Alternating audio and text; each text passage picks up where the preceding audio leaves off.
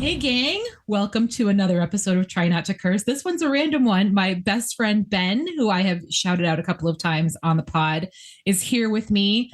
We don't know what we're going to talk about, but Ben, do you know we have been friends for 24 years? I did the math the other day. Makes me want to wild? So Isn't that wild? It is wild. There are not too many friendships that have been around for that long. So no.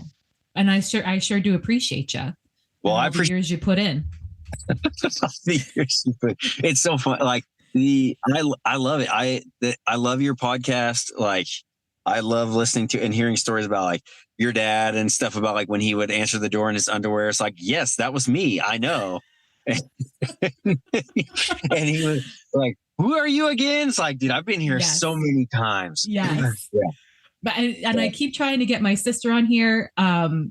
And that's what she said. She's like, what are we going to talk about? I'm like, that's what we're going to talk about. We're going to talk about dad and we're going to talk about growing up and the stupid crap, that we experienced. I mean, we don't have like an exciting story or anything. Cause people always say that they're like, oh, if you were to write a book, like what would you write about? I'm like, I got nothing. I just had a crazy dad. That's about it. The gym. Just a gym. Yeah. So. And I will say, Ben has taken the time. He's in his car Zooming with me. So Mike will do the best he can. Well, Mike will do the best he can with the audio. So I'm just saying, if Ben, craps out a little bit here or there while he's talking, that's just, he's doing me a solid by taking time out of his day. And we've already talked about this. I'm like, you can go home. He's like, I got 3 kids at home, 2 dogs. Yeah. It's not going to happen. No, it won't work. It's for real. It's not. No, this is better. I love them. I love the kids. It just doing stuff like that. No, not good. So you have the best kids. I love your kids so much. Thank you. Me too. I really like absolute them. Best. So you guys, Ben and his wife Jessica, who I absolutely adore, and I've been trying to get on this podcast as well. If anybody, she has a great story. She has if you want to write a book, Jessica needs to write a book. But they started doing this segment on Snapchat called Pour It Out, where Jess will try a new beverage or, just a new flavor that's hit the shelves. And she gives a little review on Snap. So I came across one of those websites that sells like specialty treats, like from other countries, like from Japan and Taiwan and Korea. So I said, you know what? It would be so much fun. Let me send it out to Omaha, my guys out there, and they could do a special Pour It Out. So the other night, Jessica sent me some snaps where you guys tried some Kit Kats, and Gavin, who is he 9 or is he 9? Dude, I can't handle it. Like, I don't know why, but like, I feel like in my brain, your kids are 2 years younger than they really are. So then whenever you guys do the birthday post and the real birth date comes up, I'm like, there's no way he's 9 already. Like, oh my gosh. He's on double digits. But it was so cute because he, Jessica is asking him for the review of the Kit Kat, and he just says, I really can't, I'm congested, so I really can't rate it because I can't taste it. I was like, dude, are you joking? Like, how old are you? The things that he comes up with he's just brilliant. I love him so much. I love him to pieces. But all of your kids are brilliant. Sure. Yeah. But those Kit Kats, the sweet potato, no, thank you. Why do they even make a sweet potato Kit Kat? Who decide? I mean, even in Japan. You should see the flavors. You should see the flavors they have. I mean, I based my selections on things that were unique, but also things that I figured you guys might enjoy. So like there's, I threw a couple Oreos in there for you. Sure. Things like I didn't go too crazy with the flavors. Like they had some really like you can get like the chips and stuff that you can get now are really strange. You can get, regular barbecue ones and stuff, but you can get like seafood ones. And I just don't know if I want like shrimp cocktail potato chips, I don't know. Yeah. There were certain things that I was like, or like certain things that I don't know what they are, like a specific like fruit, like to that country. I'm like, if I've never heard of it, I'm not sending it to them because that's. Thank you. God help us. Thank you. I appreciate your consideration with that because the other part of the problem is that like all the weird stuff we do a Pour It Out, but then I end up having to try it and like So You're like, you I didn't saved sign me. on for this. Yes. No, I just got home. That's it. And they were like, here's a Kit Kat.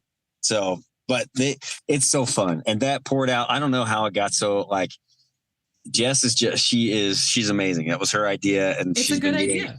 It's so funny. So I love it. It's good. I've ripped it off a couple of times back when I could have soda. I was doing that with the stupid Coke flavors that were coming out, which are all trash, by the way. You guys don't bother with the new Coke flavors. They're all trash. They're awful. One thing I never. Oh, sorry. Go ahead. No, go ahead. No, you go. I was going to say one thing I never have to worry about is you having opinions on food things. So I just like. I've gotten a lot better, I will say. I think about you guys. Every time that I see a meme online about like kids that are like, or like, because I get, of course, like all my algorithms are for parents, and so it's like these kids like, do you want to take your kids to have chicken tenders at the Mexican restaurant or chicken tenders at the Chinese restaurant?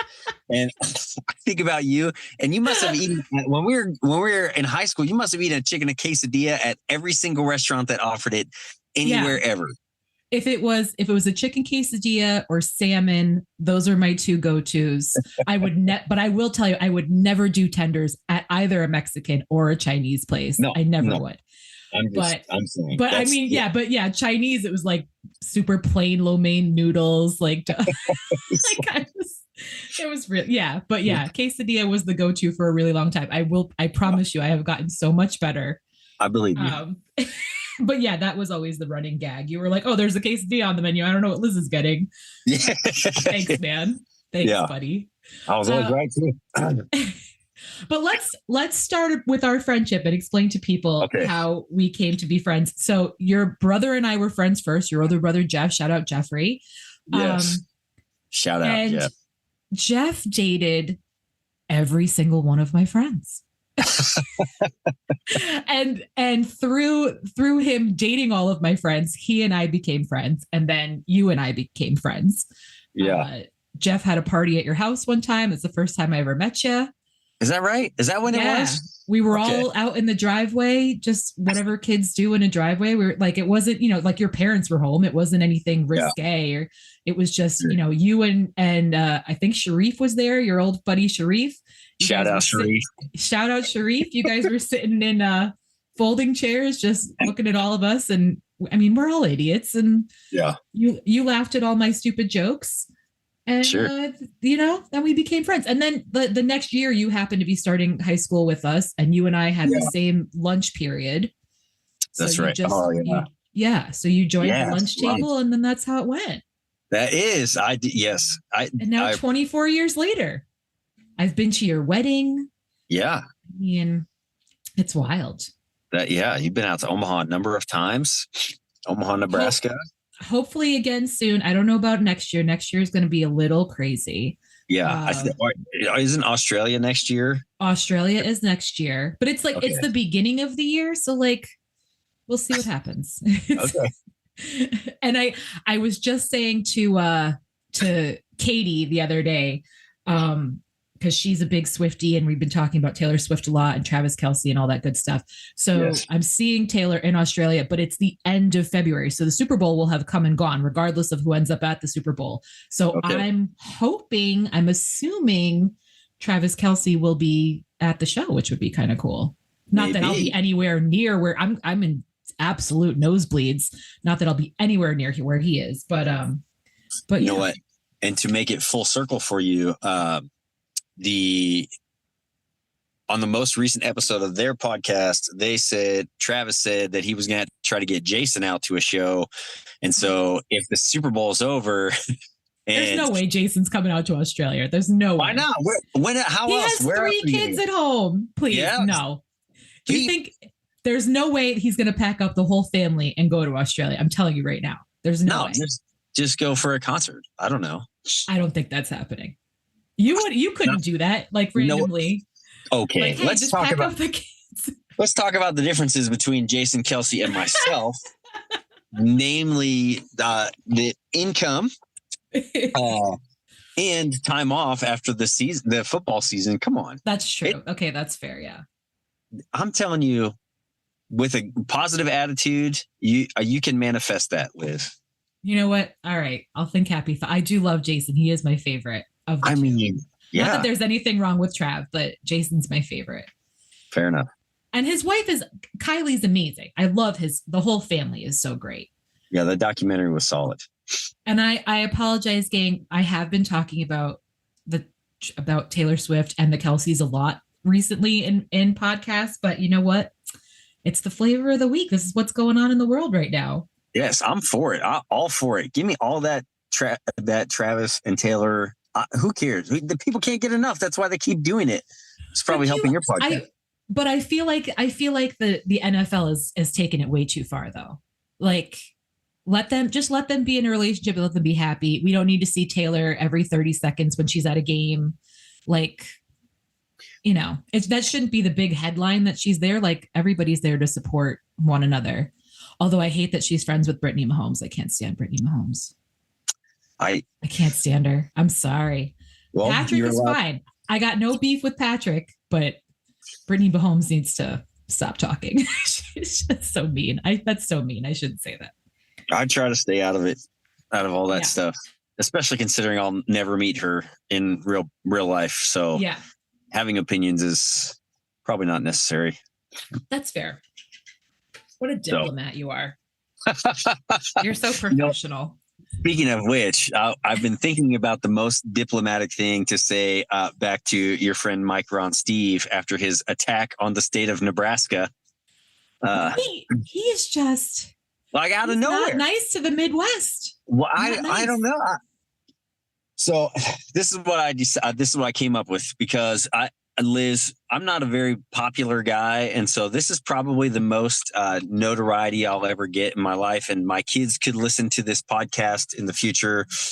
So I want to phrase things specifically that, in a way that they would be proud of. And so I will say that for one, Mike Ron Steve is when Nebraska came out with the motto that it's not for everyone, like just a real miss. I don't think anybody in Nebraska was like, yeah, we love that. No, no. Put that on a t-shirt. Yeah. Yeah. Like, no. So I get that. And in terms of like his actual disdain for the state, I would say, I hope that he is as happy in California as I am in Nebraska, and he can stay there and I'll stay here and we'll be fine. He's very happy. And you know what? He even went out. He was just telling me he actually went out and like not celebrated Halloween. Like he didn't get dressed up or anything, but like the Halloween festivities out there with his group of friends lasted the whole week. And he was like, I've never, he's like, the gays know how to party it up on Halloween, the San Francisco gays. And he just, he's living his best life, but I couldn't be happier for him. Me too. There you go. I will give you an update, gang. While we're on the subject, he has finally found a way to get rid of all of his excess roosters that he had. A neighbor has taken them off his hands and slaughtered them.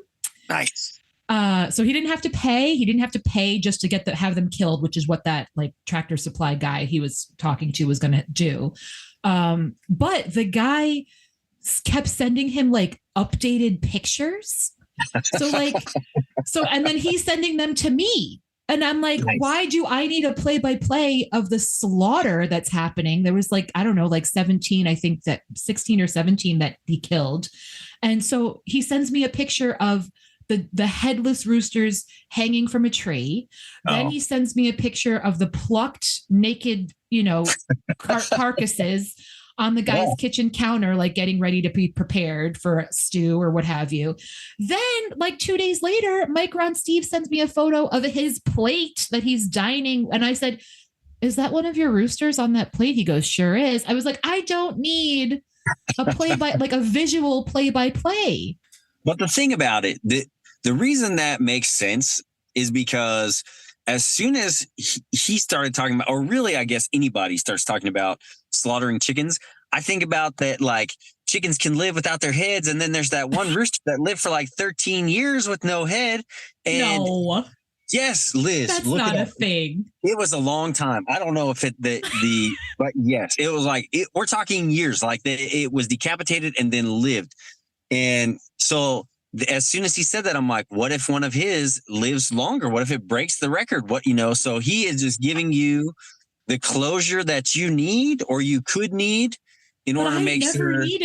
I didn't need the closure at all. Look, it wasn't even playing on my mind. You just gave it to your listeners. Okay, that's fair. Sure. Oh my gosh. But how come that's not a horror movie yet? Isn't that's a great premise for a horror movie? Some headless chicken going around killing farmers or something? How would it kill him? It doesn't have a head. It's a horror movie, bro. Like, it doesn't have to make sense. Like, there's a horror movie about a runaway tire. I think producer Mike would have an issue with you saying a horror movie doesn't have to make sense. He could make the horror movie about the headless chicken. I mean, for Christ's sake, New Milford, we've got farms available. Yes. It's not far-fetched. Mike, we now have a Wendy's, a Burger King, and a McDonald's. That chicken could go after those franchises here in town. We could make this a whole thing. I mean, all right. We'll take a small... I have been handing producer Mike ideas. Producer Mike needs to start taking me seriously, because I could. Come on, Mike. I could be making him the big bucks. Is all I'm saying. Right? Shoot, untapped market, headless chicken horror movies. Did you see the trailer for Candlewood though? Did you see it? Yeah, I've been following them on social media and stuff. I mean, okay. I'm not really a horror movie guy though. No, I'm not either. So I don't know. I feel like I want to watch it, but I don't know. I don't want to spoil anything, but every time I go into his office, into the studio, he has an eyeball with like what do you call that? The retina or something still the cord, like like just sitting there. Optic nerve. You got the optic there nerve? It is. Yes. Oh my gosh, I took anatomy twice. There it is. Well, you were going to be a physical therapist. That's what you wanted to go to school for, yeah? Sports medicine. Yeah. So you were in that whole world, and now you work for, what's the best way a contracting company? Is that the best way to say it? Yeah, we are a contractor, and we fix, we do basement waterproofing and foundation repair, and we lift settled concrete. And that stuff is so crazy to me, that stuff. It is. And there's, and years ago, my buddy Jared, you remember Jared, was talking about how they have like similar, like a concrete that you pour in like an uneven space, and the concrete like settles and levels it out. Yeah, they have self-leveling. Mm-hmm. That's something my dad used to do. What the shit is that? How is that like?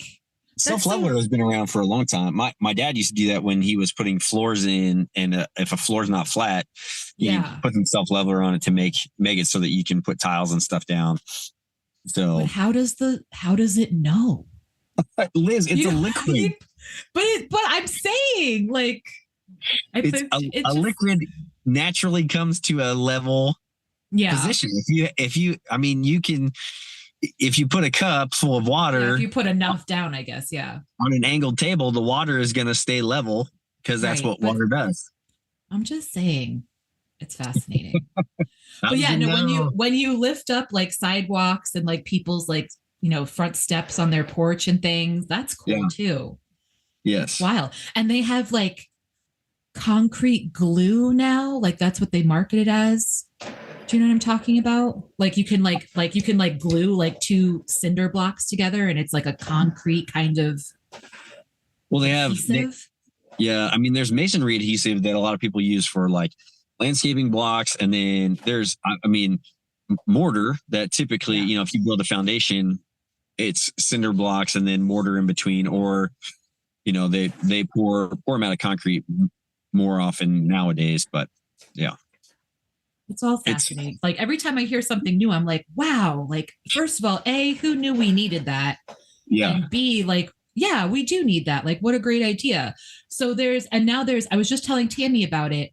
There's like the pea gravel, like glue, like, so that if you have like, a path of pea gravel or a little spot, you can put this adhesive over it, and it just solidifies it so it doesn't kick it up. You don't get gravel all over your yard or, okay, now the cat's getting crazy. Don't come over here. I don't know if you just heard her now. She was playing with her toy. What's the goal here? What are we doing?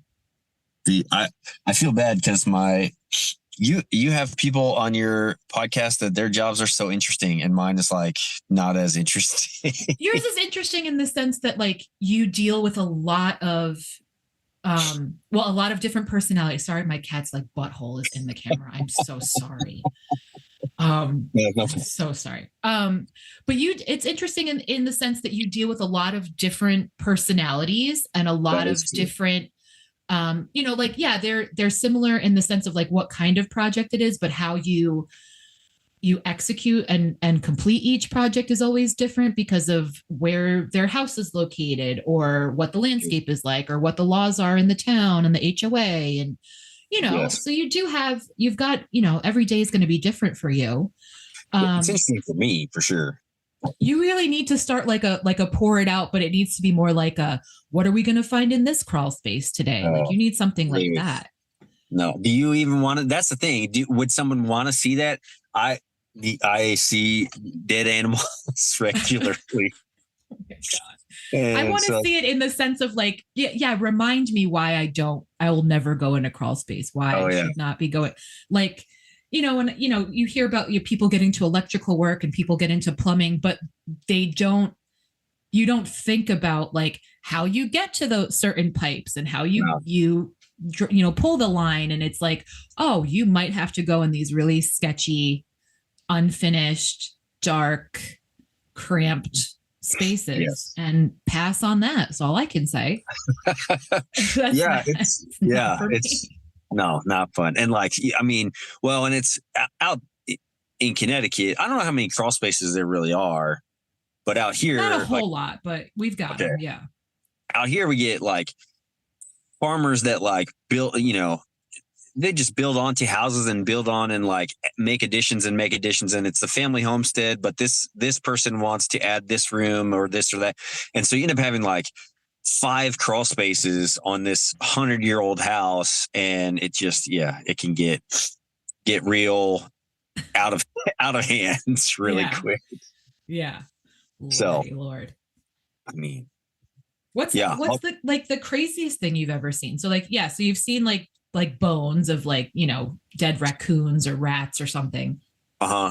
Yes. I had one time I was in a crawl space and the cat went in with me, but I didn't know that. And so I about pooped my pants when this cat made some noise across the crawl space. I don't know. I feel like I see the craziest thing that's happened to me, like doing this job was not, I stayed at a hotel where someone got murdered. Okay. So I feel like we all have at some point. Like, I feel like just, Yes. Yes, I think that's true. And I appreciate your reaction because most of the time people are like, what? Well, hold on. Were they murdered while you were staying there? Yeah. Oh, yeah. That's what I mean. Okay.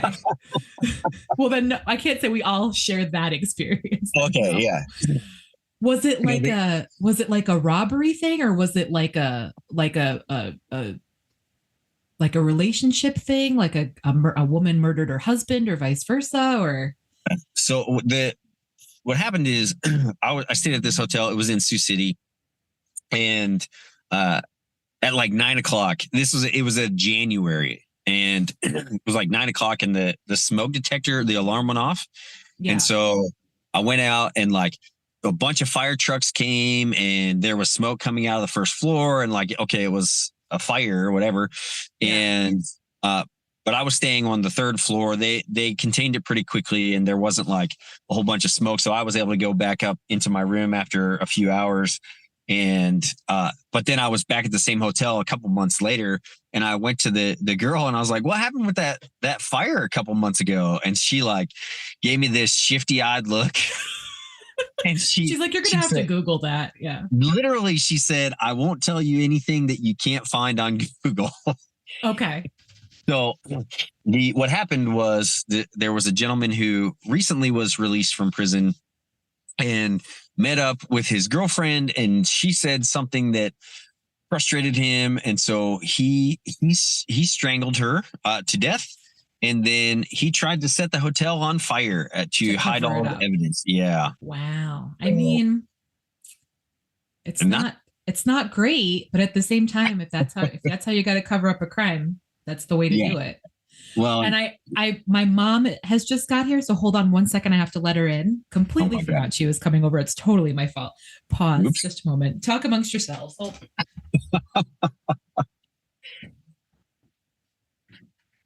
Hi, sorry. Okay, bye. Okay, hi. So sorry. So I was totally my fault. Tempted to tell the story of that time your mom kissed me on the lips. Go ahead. Go ahead. I think it was at Stop and Shop, wasn't it? I can't remember. Yeah. That's exactly what it was. We were visiting her at work. Yeah. One time we were hanging out. Yeah. I don't know if you can use any of this stuff. I'm sorry. It's all usable. It's all great. Mom will like it when she listens later on. That's for sure. Right. I'm talking to Ben, Mom. Oh, hi, Ben. She says hi. Oh, she's the best. Yeah. And that one shout out. I always thought she had her pinky folded into her hand for years and years and years. That's just how she had her. Yeah. No, missing a pinky completely. Yes. And you're the only one in my life that brings it up. Well, you brought it up on the podcast. Because of you. Yeah. Because I genuinely, none of us think about it at all. Like the only thing she has to do is when she gets a pair of gloves, she has to she cuts off the pinky, or she'll fold it into the glove so that it's not just flailing around the extra pinky piece. Oh yeah. Here, look, she's got her glove right here. Look, it's folded in. Oh, perfect. Yeah. That's right. But yeah. So. Well, I think for me, it was just because we're talking years of my life that I just had no idea. Yeah. And then it came out and was I've been missing it this whole time. Well, it's not like she's got a pin on her jacket saying check out my 9 fingers. It would help out people like you, honestly, the non-observant. So I guess so. Christmas is coming. You're so funny. But yeah. Oh man. What was I going to say? Oh, but I also, every time I check, there's stuff on TikTok that comes up. I think of you all the time. Have you seen the latest thing where a woman was like, oh, there's a snake by my water heater. And the guy went in to get the snake and there was 20 snakes. There was 3 adult snakes and then 17 baby snakes. And I think of you and those kinds of things because I'm like, you don't know what you're walking into, especially those crawl spaces. You don't know. That is true. I always think about if I was ever murdered on the job, it would be for the most part, all someone would have to do is just close the door of that crawl space behind me, and they're always out in the boonies. There's no cell phone service, and so I would just. That would be the end right there. Oh my God. If someone wanted to kill me. So if any of your listeners are looking for tips on how to kill someone, just set your hotel on fire or close the crawl space door, put a padlock on it. Oh, the guy never came. I never saw him. He never came by. Never saw him. Yeah, that's the accent. Never saw him. I never saw that man. And you know what? That's on you and your customer service where I didn't even get a phone call, nothing. That's right. You know what? You better send another guy out. I expect a full inspection of my crawl space. Oh my God. You can just stack them right up. Again, this is all great stuff for Mike's future crappy horror film. Not to say that the ones coming out is crappy. I'm just saying if he wants to go into the crappy version. Yeah. We've got some great ideas here. B horror movies are they're cult classics, right? Yeah. People like those. Shoot. Comedy Get into a crawl space with a headless chicken in there just somehow staring at you. You hear a noise from across the crawl space. Flash your cell phone light over there and it's a headless chicken. And then you hear the door close behind you, the crawl space door. That's it. Curtains, baby. It's over.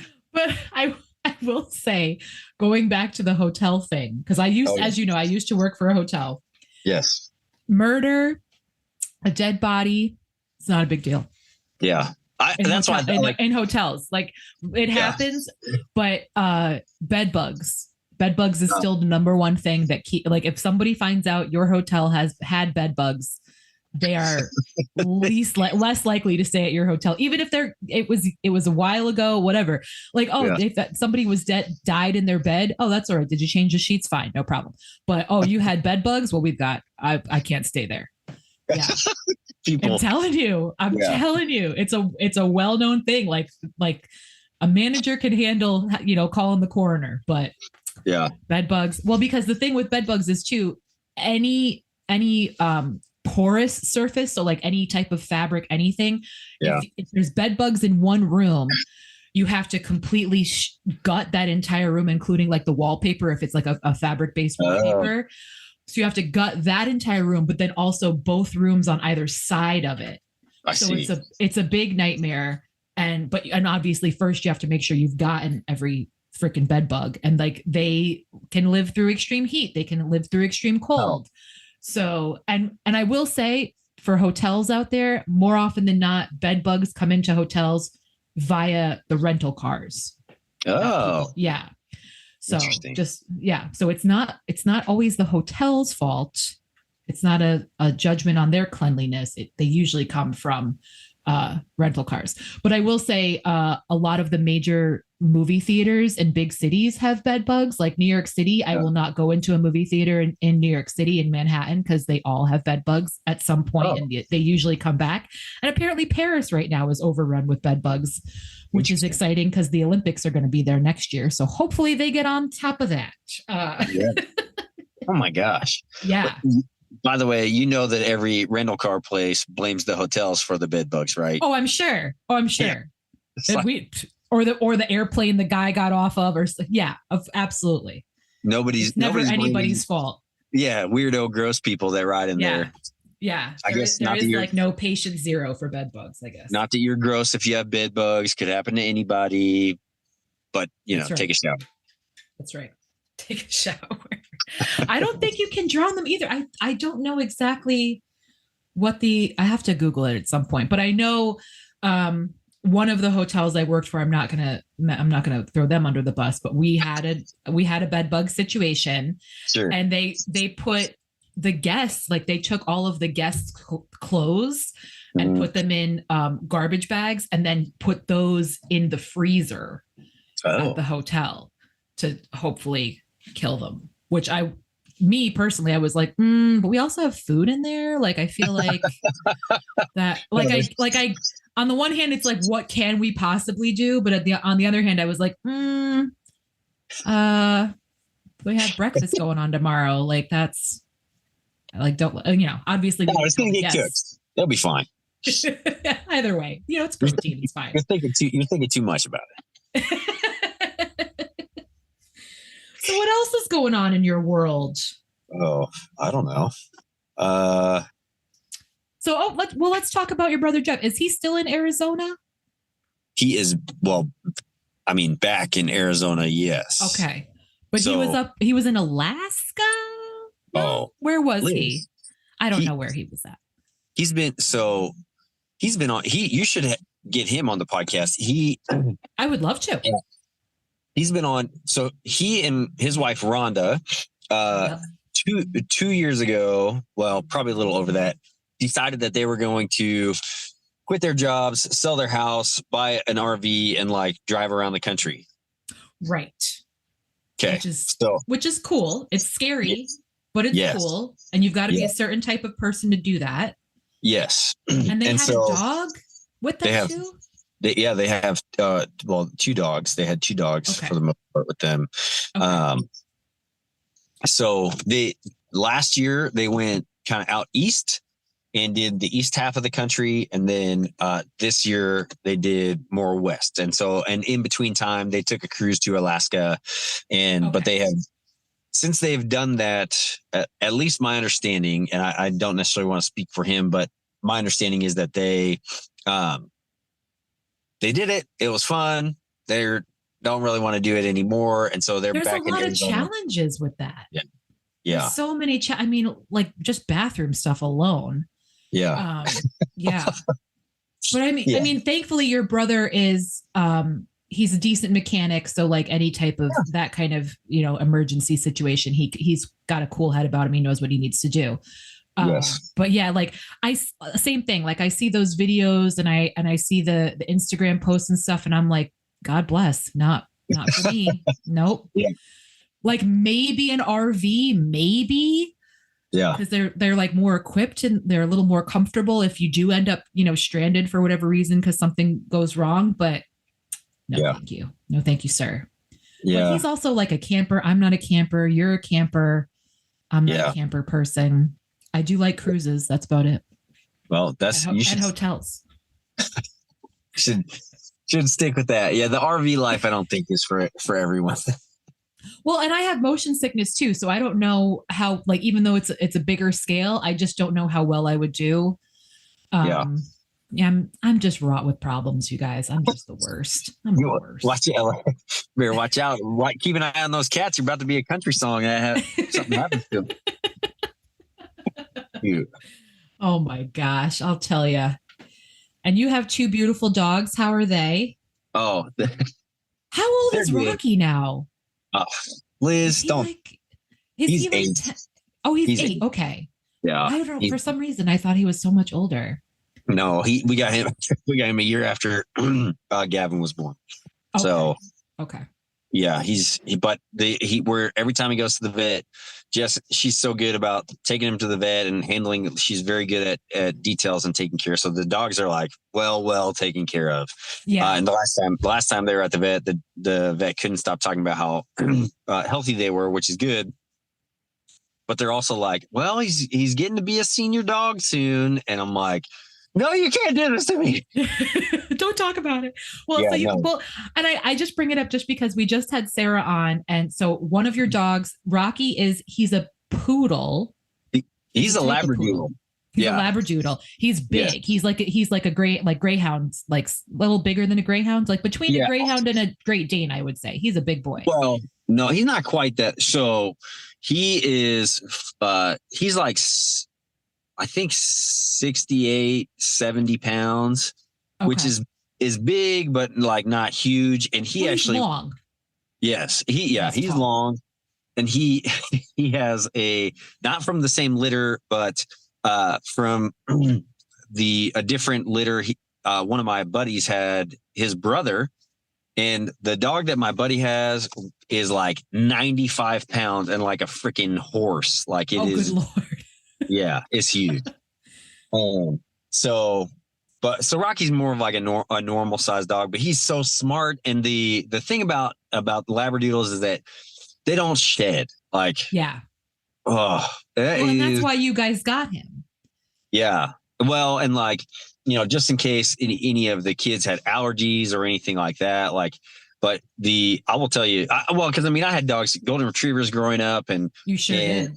I never thought about leaving the house with like dog hair all in my clothes, but once you go away from it, then you're kind of like, this is nice. And so anytime I like go back to my parents' house, I'm like, oh yeah, dog hair. I forgot. So. And how old is little John? We rescued him. And so we think he is like 6 or 7. He's not too much younger than Rocky, but just a little bit. What a sweetheart. He's so sweet. What a good dog. And what type of dog is he? All right, ready? So he has a bougie French name. He is a Caton de Tuilier, and I apologize to all your French listeners for. Never in my life have I heard of that, though. Yeah. So like, it's cool. You should look them up because that breed specifically is like they're like circus dogs, and literally because I meet like a whole bunch of dogs in my job, which is awesome. Like I think about that all the time, like way more dogs than the average person I've met in my life. Do you bring treats with you? No, because some people people get freaky about dogs' diets and all that stuff, and like that's true. I'm not about. I'll pet a dog if an owner like feels like that dog is not going to bite me. I'm always friendly, and the dogs are usually friendly.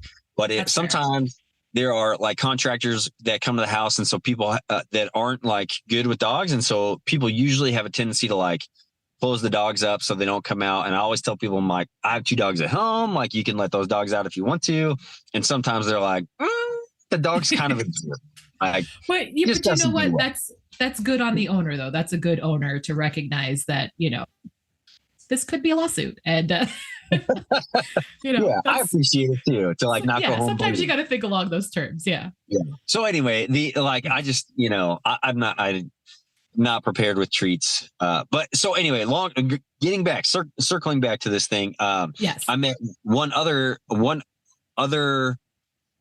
owner of a Catan, and they like trained it to be a circus dog, and it like goes down the stairs on its front legs and its back feet are up in the air, and like all sorts of like crazy stuff. These dogs, like, I don't know. They Little John can like stand on his hind legs and like stand there and walk around. Like, they have weird skills. So I don't know. Because I know exactly what you're talking about, and I've seen videos like that of dogs like that. And for me, like, I almost feel like, does the dog really want to do that, or is the dog like being forced? Do you know what I mean? Like, it always makes me feel kind of weird because I'm like, just, you know. Yeah, I don't know how to explain it. Well, I don't know. Like, this, since we rescued Little John, and like he came from like, I live in Nebraska, but some rescue, it's like Little White Dog Rescue. Shout out in Omaha. And literally this dog came from like Louisiana. Like, they took him from a house in Louisiana. I don't know how we were talking about with Sarah. They're all from the South. Traffic dogs from all over the country. And like, how is it more, I don't know why it makes sense to bring him to Nebraska. But anyway, so I don't know what his life was like before, and if someone like forced him to do any of that stuff. But there are times where if he's like full bore running down the stairs, he will kick a leg up behind him just because like that's how he likes to do it. Okay. I never made him do that. So I don't know. And he like, some of it has got to be like instinctual somehow. Growing up in show business, I don't know. I don't know how that works. Yeah. So that's funny. But yeah, they're fun. Well, they're fun. You got 3 good kids. You got 2 awesome dogs. You got one hell of a wife there. She is a hell of a woman. She's amazing. So she really is. She's the best. Most of the good things in my life are because of her. So you want to talk about how y'all met? I mean, because everybody says to me, knowing like people that know you, or people, you know, I talk about like, well, he and I met in Connecticut, but he lives in Omaha. How the hell did he get out to Omaha from Connecticut to So you went to school in Pennsylvania. Yes. They had a program with a sister school where you could spend a semester at the sister school. Kind of. Yeah. So you went to school in Wisconsin for a semester, 2 semesters, 1 semester. 2 semesters. 2 semesters. Your roommate in Wisconsin was from Omaha. Yes. And when he graduated, he went back home and he said, "Hey, if you don't want to go back to Connecticut, I've got a place here. I can hook you up with a job. Come on out to Omaha." And you said, "Please, I do not want to go to Connecticut. Can't wait to get out there and see what Omaha has to offer." Yeah, you're very close. I mean, you're like right there. So we'll go with it. So, so I don't want to write your story. No, I mean, shout out Mom behind you. There she goes. Yep. So yeah, the short version of the story is I went to school in Pennsylvania. My degree in college is Bible with an emphasis in Christian camping, which is a real live degree. That they gave it to me. I have it on paper.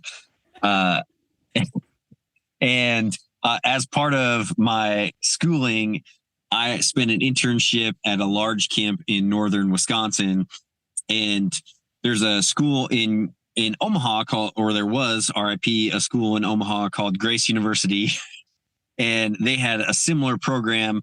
And so when I was in Wisconsin, I lived with 3 guys from Grace, who were from Omaha.